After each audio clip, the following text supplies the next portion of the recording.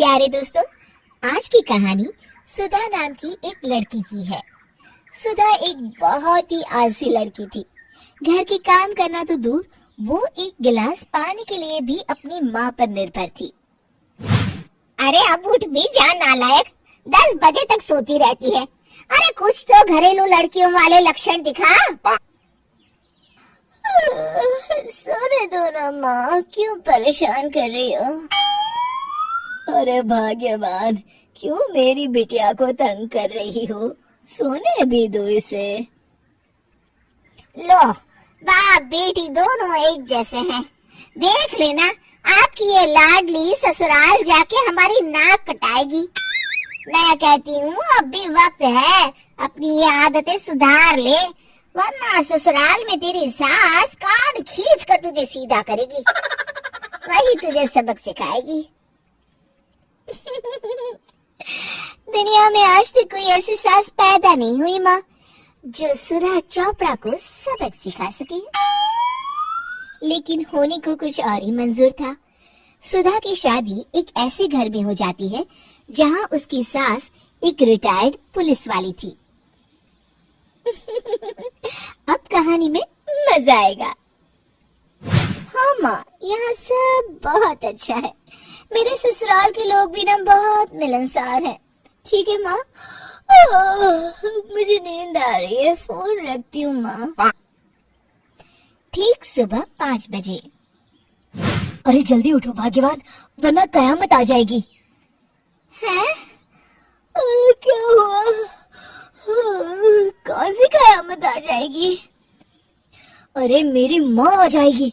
तुम नहीं जानती, इस घर में सिर्फ मेरी माँ का हुक्म चलता है। सबको सुबह 5 बजे बिस्तर छोड़कर हॉल में पहुंचना ही पड़ता है। अरे अब इंसान की अपनी नींद भी पूरी नहीं करेगा। यहाँ मजाक चल रहा है क्या? तभी वहाँ सुधा की सास आ जाती है। अटेंशन! मजाक तो तू समझ रही है बाबू, ये मेरा घर है और यहाँ हर किसी को डिसिप्लिन में रहना होगा। अटेंशन! अरे माँ जी, लेकिन इतनी सुबह कौन उठता है? कौन होता है मतलब? हम सभी उठते हैं, रोज उठते हैं, और अब से तुझे भी उठना पड़ेगा। आखिर मैं पुलिस वाली जो ठहरी। अटेंशन! अरे माँ जी, लेकिन अब तो आप रिटायर हो गई हो ना। तो क्या हुआ? शेर कितना भी बुढ़ा हो जाए, शिकार करना नहीं छोड़ता। उसी तरह हम पुलिस वाले रिटायर होने के बाद भी अपने अनुशासन में ही जीवन जीते हैं। चलो अब बेकार की बहस बंद करो और उठकर हॉल में चलो। अभी आधा घंटा तुम सबकी परेड चलेगी। अटेंशन! अरे मैं कोई परेड नहीं करने वाली। सुधा की सास अपनी बहू का ये बर्ताव देख झल्ला उठती है। गौर से देख, तू कहाँ और किसके सामने खड़ी है? यहाँ बात सिर्फ एक बार समझाई जाती है, बस। अटेंशन! इतना कहकर सुधा की सास चली जाती है। अपनी सास का ये रूप देखकर सुधा घबरा जाती है और जल्दी से उठकर बाहर चली जाती है। उस दिन से सुधा की जिंदगी बदल जाती है। हाय, थक गई मैं तो। ये घर है या जेल? कितना काम करना पड़ता है। लाइए दीदी, 2 रोटियां और दीजिए, मुझे बड़ी भूख लगी है। ठहर जा बहू, ये तू क्या कर रही है? मैंने सबके खाने का हिसाब तय कर रखा है। तुम 4 रोटी से ज्यादा नहीं खा सकती और ये मिर्च मसाला भी नहीं चलेगा। मेरी बहुएं एकदम फिट होनी चाहिए। अटेंशन! क्यों माँ जी, आप हमें दंगल में लड़ने के लिए तैयार कर रही हैं क्या? क्या कर रही हो सुधा? माँ जी को मजाक बिल्कुल पसंद नहीं है।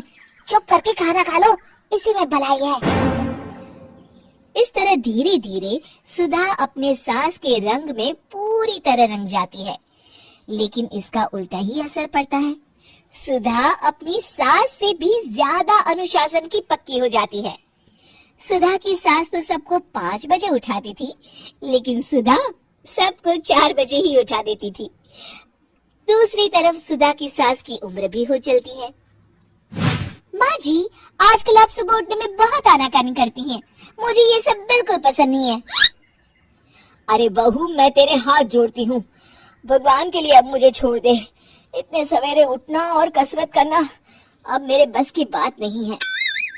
माँ जी, आप मैदान छोड़ के भाग रही हैं। आप तो पुलिस वाली हैं। अटेंशन! अरे अब कहाँ की पुलिस वाली, अब तो मैं रिटायर हो चुकी हूँ। बस बहुत हो गया, अब तुम सब जैसे चाहे वैसे जिंदगी जियो और मुझे भी जीने दो। अपनी सास को गिड़गिड़ाते देख सुधा मन ही मन मुस्कुराती है। इस तरह उस दिन के बाद से सुधा के ससुराल वाले एक सामान्य जीवन जीने लगते हैं।